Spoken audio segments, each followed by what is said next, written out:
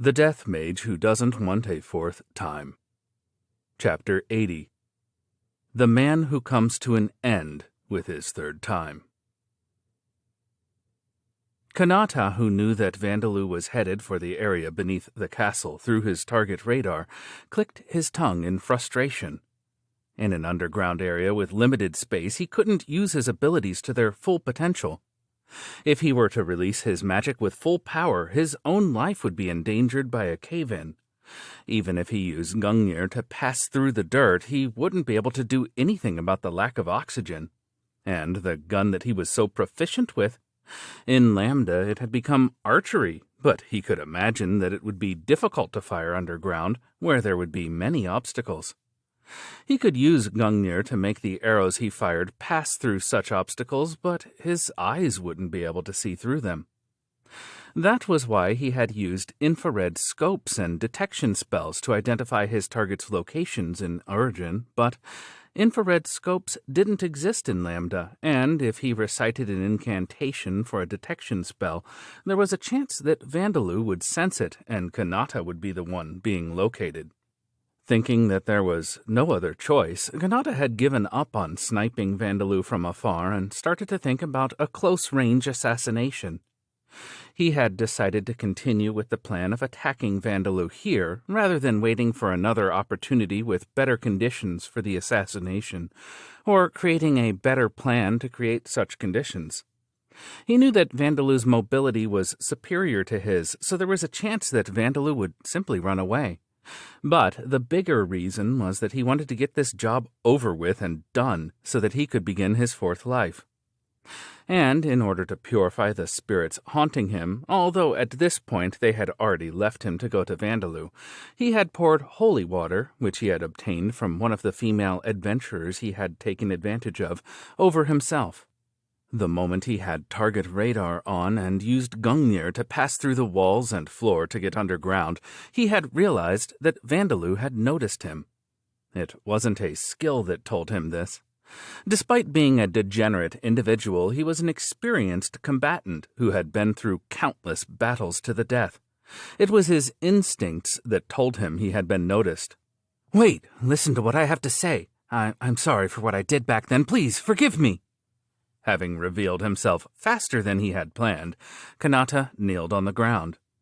"He's bigger than the information that the god gave me would suggest, and he's got so many monsters with him that I have no information about. What are those things that look like flaming people?" Kanata performed a desperate-looking apology, but Vandalieu, who seemed to have gained many pawns, was being held in contempt in Kanata's mind for having an interest in such bizarre creatures. "What are you playing at?" Vandalieu asked. Kanata could feel his heart applauding the fact that Vandalieu had chosen to engage in conversation rather than attacking. He's naive after all, Kanata thought. Don't you remember what happened in Origin? I'm Kaido Kanata. I was one of the students from the same high school as you," said Kanata. Of course, Vandalieu, who had already heard Kaido Kanata's name from the spirits, had a good idea of who he was. There wouldn't be anyone in Lambda with the surname Kaido after all. Even if that were not the case, everything about Kanata's words and actions were too strange, so Vandalieu hadn't been able to imagine that Kanata was anything but someone who had reincarnated from Origin. "I'm one of the people who accidentally defeated you at the research laboratory back then," Kanata continued. "Ha! Come to think of it, I do get the feeling that you were there," said Vandalieu. He was hearing this for the first time. Back then, his eyes had only been looking at Naruse Narumi and the more familiar-looking among his former classmates. Those whose names he hadn't even remembered, like Kanata, hadn't lingered in his memories. Kanata was a little bewildered at Vandalieu's reaction, which had been weaker than he had expected, but he began speaking more smoothly now. "We didn't know that you were one of us back then. I'm really sorry, so please forgive me," he said. "If you can't forgive me, then I don't mind being killed by you. But won't you at least spare the others?" "Sure," said Vandalieu. "I'm begging—" "I mean that I'm accepting your apology for killing me in Origin." Kanata raised his head without thinking and saw Vandaleu's emotionless eyes. The one at fault is Rodcart, and as long as they apologize like you're doing now, then I'm all right with that, said Vandalieu. As long as they don't interfere with me or my companions, I won't get involved with them.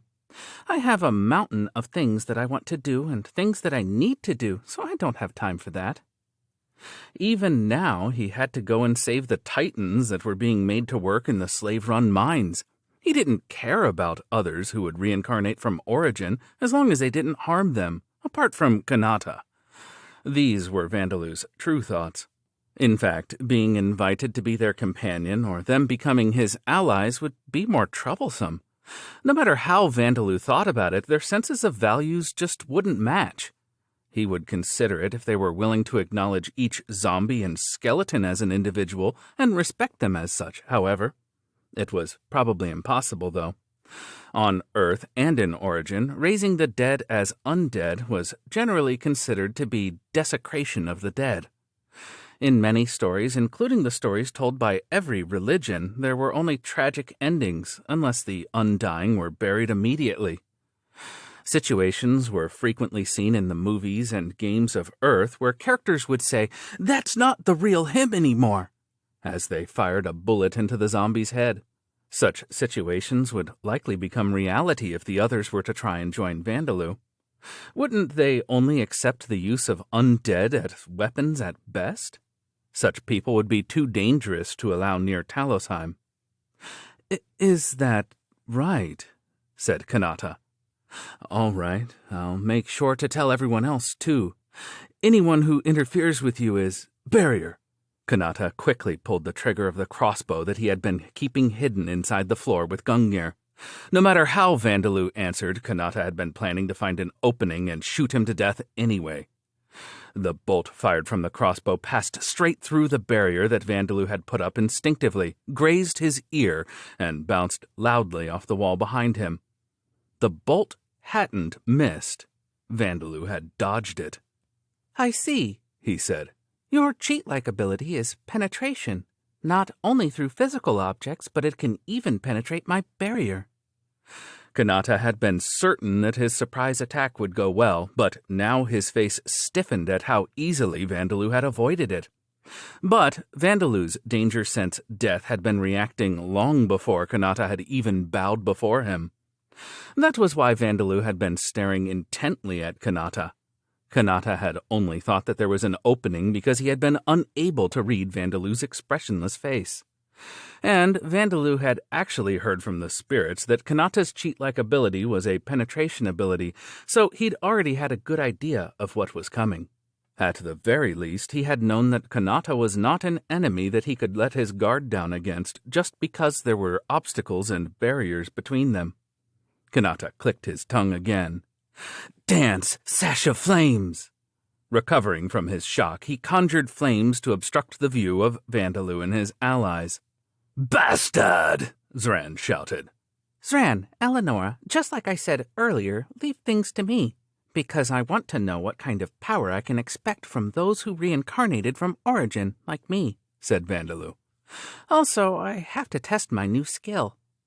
Vandalieu instantly extinguished the raging flames with heat leech. He used his tongue and claws to secrete a highly volatile poison that wouldn't work on undead like Zran or those with the status effect resistance skills like Eleonora, and then chased after Kanata. Floor, ground! Kanata used Gungnir to hide inside the floor, realizing that Vandalieu was faster than he had expected. But Vandalieu instantly turned the floor around Kanata as well as the ground beneath into golems. "Move out of the way," he ordered them. "Death bullet." He fired death bullets at Kanata's location, which he had determined with detect life. "Ugh! He's fast!" Though Kanata was astonished as the ground surface that he was using as a shield moved, he moved out of the way. The death bullets grazed him, but he managed to avoid a direct hit. Considering that the death bullets contained enough mana to cause instant death even with a graze, Vandalieu felt a little surprised to see Kanata still moving around quickly. And it seemed that his poison was ineffective. Judging by the speed of your movements and the power of your spells, your attribute values seem to be around the same as mine, or a little higher. You don't look like someone who would possess an unimaginable amount of vitality, said Vandalieu. Did Rodcart give you some resistance skills or something? Great burning destruction! Mana! Without answering Vandalieu's question, Kanata cast a large-scale fire attribute spell. It was a spell that produced high temperatures to incinerate everything within its large area of effect. You'd normally be able to block it with that barrier in his heat-leeching spell, but I even used Gungnir after casting this spell. You can't block this scorching heat, so stay quiet and turn into ash along with the pieces of trash behind you. Certain of his victory, Kanata held his breath. Once the flames had subsided to some extent, he undid Gungnir and used wind attribute magic to create air to breathe. As long as Vandalieu was dead, his job was complete, so he was intending to commit suicide in order to live the fourth life that he would be rewarded with. But he wasn't thoughtless enough to die without confirming that he had accomplished his mission. To think that you would even get caught up in your own spell. You're making some bold moves. Vandalieu was standing there with a calm expression, still surrounded in flames. Jesus! Kanata shouted. What kind of sorcery is this? It's just that these ladies protected me, said Vandalieu. These ladies? Kanata didn't understand, but as the flames surrounding Vandalieu died down, he could see the silhouettes of several women. Their faces looked familiar to him. Those bitches! Damn it, I poured holy water over myself for nothing! Kanata cursed. The women whose bodies were made of flames, including Hana, were those that Kanata had killed after reincarnating in Lambda. You never made those undead in Origin or this world, Kanata shouted. I just became able to make them a short while ago, said Vandalieu. I suppose I'll name this Embrace the Flame Spirits. Behind Vandalieu, Zran and Eleonora had also been protected by the fire ghosts. They had expressions of agreement on their faces. Someone like him isn't even worthy of an enemy for Vandalieu-sama, said Eleonora. You're right about that, Zran agreed. I feel foolish for panicking about him. As they said, what was happening between Vandalieu and Kanata could no longer be called a fight to the death. Vandalieu was one-sidedly driving Kanata into a corner. Can you do it like this? Vandalieu asked. Leave it to us! Obeying the will and the mana that Vandalieu transferred to them, the fire ghosts, the dead spirits of flames, attacked Kanata. Some of them became flaming spears, some crawled like snakes, and others still transformed into giant skulls, moving to scorch Kanata with their dark red flames. This was the effect of the dead spirit magic skill that Vandalieu had acquired a short while ago. One might assume that dead spirit magic would be similar to the skills that allowed him to manipulate dead bodies and turn them into zombies and skeletons. However, it was effectively a skill similar to spiritual magic. Just as spiritual mages would transfer their mana and their will into spirits, allowing them to cast spells more efficiently than simply using magic of one of the attributes, Vandalieu transferred his mana and his will to the dead spirits and had them cast spells on his behalf. The fire ghosts, which had been charmed by his death attribute charm, attacked their enemy, Kanata, with no mercy. Kanata tried to avoid them at first, but the fire ghosts had all changed their shapes to become spears, snakes, and skulls made of flames. No matter how much he avoided them, they chased him persistently. Flames! Wind! Ugh! Kanata's incantation was interrupted by his own scream. Why can't I pass through them? Unable to withstand the persistent chase of the fire ghosts, Kanata had tried to pass through them with Gungnir and attack with wind attribute magic. But, against his expectations, the dark red flames had wrapped around his body and begun to burn him rather than passing through. Ground! Kanata tried to escape beneath the ground's surface, but his legs didn't sink at all. What the hell? Why isn't my Gungnir activating? It is, Vandalieu told him. But it's called Gungnir, isn't it? That penetration ability just can't pass through spirit form. Kanata's Gungnir was an ability that allowed him to penetrate through anything he designated as a target. If he designated weapons as a target, not only would his enemies' weapons pass through him, but his own weapons would slip through his fingers and fall to the ground. Vandalieu had more or less figured this out from what the spirits had told him. Kanata had apparently fought bare-handed when he had designated weapons as the ability's target, and there were numerous similar examples in his use of Gungnir as well. That was why Vandalieu used the one thing Kanata could not slip through: spirit form. Spirit form was something that resided within the bodies of all living creatures, including humans. If Kanata were to use Gungnir to pass through it, this would be an act equivalent to his physical body discarding his spirit and soul. It would be no different from committing suicide. It was something that Kanata's instincts prevented him from doing.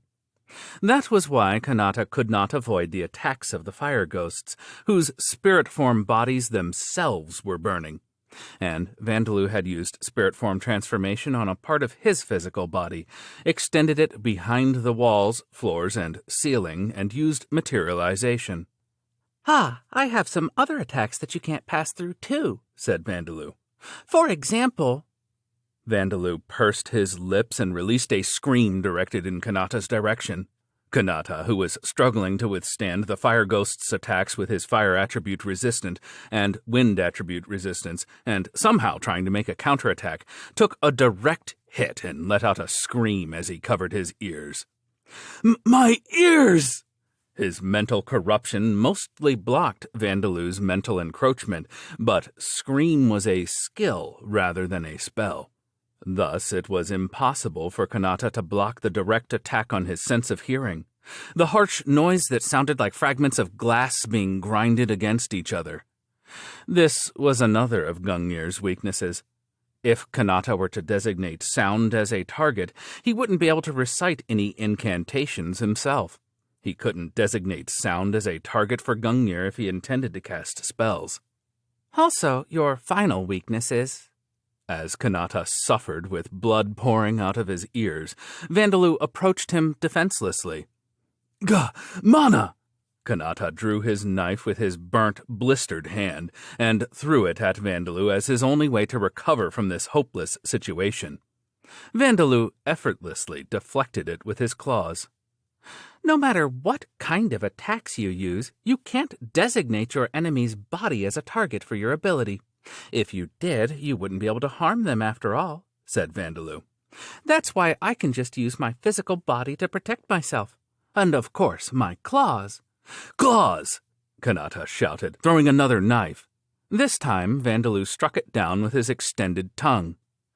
"Even if you designate my claws as a target, I can simply use parts other than my claws to defend," said Vandalieu. "Well, I wouldn't die from a knife of that size hitting me anyway," he added, speaking with his tongue extended out of his mouth and twisting around. As his skill had leveled up, he was now able to extend it even further. This time, Kanata was at a loss for words. "Well, in summary, you've showed off your cheat-like ability too much when you're supposed to use it to kill the enemy the first time he sees it," Vandalieu concluded. "Also, why aren't you using martial skills? If you did, you might have been able to put up a better fight." If Kanata hadn't killed anyone or used Gungnir before attempting to kill Vandalieu, he probably wouldn't have suffered such an utter defeat. If he had used martial skills, there might have been a chance for him to kill Vandalieu. At the very least, he wouldn't have had his knife deflected by Vandalieu's tongue. Truly exasperated, Vandalieu transferred his mana to Levia and all of the fire ghosts, including Kanata's victims. "I don't mind stabbing him with my tongue to finish him off, but can you do it?" he asked them. "Yes, everyone, aid me!" Levia cried. With her dress of dark red flames expanding, she closed in on Kanata. Gah! Levia's appearance changed in an instant. She turned into restraints that bound Kanata down in a crucified position. Starting from his legs, the dead began crawling their way up his body. An unsightly scream came from Kanata's mouth. "Burning funeral. You seem to possess fire attribute resistance, but it appears that it is working against you now," said Vandalieu. It is extremely painful and agonizing, isn't it? But you won't be able to die so quickly. This isn't what I was told, Kanata screamed in his mind as his entire body burned little by little. Why is this guy stronger than me when I was forced to go through harsh army training in Origin? Why can he dodge my knives so easily? He doesn't even feel any unrest or fear. He's a guy who spent 20 years in Origin as a guinea pig. Weakened my ass. Isn't he way more troublesome than he was as an undead? I have a body that can't be affected by disease or poison, but I'm still so powerless against him. Kanata had assumed that he had known everything about Vandalieu from using his own common sense to interpret the information that Rodcart had given him. But this had turned out to be a mistake. The information that Rodcart had given Kanata was only information that applied at the time he had gathered it, and that information had been gained by looking through the eyes of others. He had essentially watched a documentary with no commentary. It wasn't information he had gathered firsthand. Vandalieu had continued growing after this, and he had undergone much harsher experiences after reincarnating in Lambda than Kanata ever had. Meanwhile, Kanata hadn't put in any effort after reincarnating in Lambda. He had no job, and his attribute values were just a little above those of the average individual, who has leveled one common job from level 0 to 100. Kanata's mana had already run out. He had no means of escape. He had no choice but to simply wait until he became a burned corpse. But, even so, Kanata didn't think back and regret his actions. For him, this was not the end. "Damn it!" he screamed. "But don't get so full of yourself, you necrophile bastard! You thought you'd be able to turn me into an undead and make me talk, right? Too bad for you!" "What are you talking about?" asked Vandalieu. "Those of us who are being reincarnated here, even if we die, we can return to God before you can turn us into undead. No matter how many times you kill us, there'll be no end. We'll just have the God reincarnate us over and over, and we'll definitely kill you," Kanata screamed. Kanata had no intention of dying quietly and giving up on his reward. He intended to request Rodcart for another chance to get revenge on Vandalieu, who was looking down on him despite being a dropout of a reincarnated individual. And next time he would certainly receive his reward, the fourth life that he had been promised. "I won't let my guard down next time," he shouted. "I won't face you alone either. I'll cooperate with the others and we'll torture you before we kill you. The god promised a fourth life full of luxury for anyone who kills you, so everyone will be aiming for you, even Amemia and Naruse." Vandalieu's tongue, which had still been extended outside, loosened and returned to the inside of his mouth. Taking this as a sign that Vandalieu's mind had broken, Kanata felt such joy that he forgot the pain of his body being burned. "Prepare yourself! After I kill you, I'll kill those women around you." "Sharp tongue." There was a wet noise that was lost in Kanata's scream of resentment, as well as the sound of a crack appearing in a hard object. From Kanata's point of view, it appeared as if Vandalieu's tongue had pierced his chest, but there was no blood. Confused, he wondered whether he had accidentally used Gungnir, but Vandalieu returned his tongue to his mouth and continued speaking. "I just used my spirit form tongue to break your soul," he said. "It's my first time doing it with my tongue, so I couldn't break it into pieces with a single attack. But I put a deep crack in it, so I'm sure it will break soon." "Huh? My soul?" Kanata repeated blankly. "In other words, you are finished here. There won't be anything after your death. No reincarnation, no fourth life." You're lying. There's no way such a thing. Ah! Kanata's face turned pale for the first time as he was consumed by a pain completely different from that of his body being seared by flames. The pain was intense, but he couldn't tell which part of his body was hurting. "The god didn't mention anything about..." Kanata's body was still resisting the flames, but the crack in the important thing that made up the being Kaido Kanata grew deeper and wider. "So, you didn't know about it after all," said Vandalieu. "If you did, you wouldn't have said the stupid things you said just a moment ago. Well, even if you didn't say them, I did intend to break your soul anyway."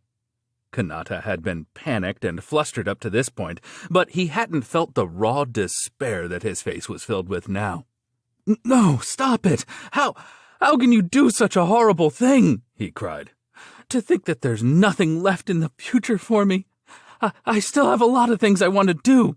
I don't want to die. Please, spare me." Kanata screamed, feeling the terrifying sensation of his very being collapsing steadily. Vandalieu gave a deep sigh. "Everyone thinks that," he said, "including the people that you've killed and even the people that I've killed. Life isn't a game that you can reset, you know. You should have faced reality a little more." For Vandalieu, who was doing his utmost to live his third life in Lambda because he didn't want a fourth one, the way Kanata lived was worthy of scorn. Kanata felt anger take over his entire consciousness as he realized that there was contempt for him somewhere in the depths of Vandalieu's expressionlessness. "Damn it! I'll take you with me, you shitty failure of a bastard!" Using the assignable active skill in his status that he had made fun of for being like something out of a game, Kanata acquired the Surpass Limits skill at level 5. Using this to overcome his limits, Kanata tried to deal Vandalieu a blow in return, but letting out a comical noise, his head went limp and fell back against the ground. Though his heart was still beating, he was now completely motionless. "Princess Sama," said Vandalieu. He transferred mana to Levia, who used it to burn Kanata's head clean off. Kanata's decapitated head with a scorched black neck rolled across the floor. Not only Levia, but Vandalieu, who had been making little progress lately, suddenly leveled up with this influx of experience points. "You have acquired the strengthened attack power while unarmed, small, and enhanced body part, claws, fangs, tongue skills. The levels of the enhanced agility, commanding, dead spirit magic, and god slayer skills have leveled up." Despite having a degenerate nature, Kanata was someone who had been granted cheat-like abilities by the god of reincarnation. It seemed that such beings yielded an amount of experience points that could not be compared to normal monsters or humans. "Vandalieu-sama, there are 99 remaining, aren't there?" said Eleonora. "Even cheat-like abilities are no match for the Holy Sun," said Zran. "At this rate, won't you eliminate them all before you need to become a nobleman?" "We will be your arms and legs and fight for you, our new king," said Levia. Everyone was excited over the fact that Vandalieu had so one-sidedly defeated someone from another world with cheat-like abilities, who was supposed to have been a powerful foe. But Vandalieu himself remained calm. "No, I won't necessarily be killing the other 99, he said. "There might be people who don't want to fight me after all." "But this scum said," Eleonora muttered. "You can't trust the words of such scum," said Vandalieu. Among the things that Kanata had said, Vandalieu didn't really believe the parts about the others who would reincarnate here. Vandalieu didn't know what kind of social position Kanata had had in origin, nor did he know of his relationships with the other reincarnated by Rodcart. But judging from his actions and words, it was difficult to believe that he had been an important figure.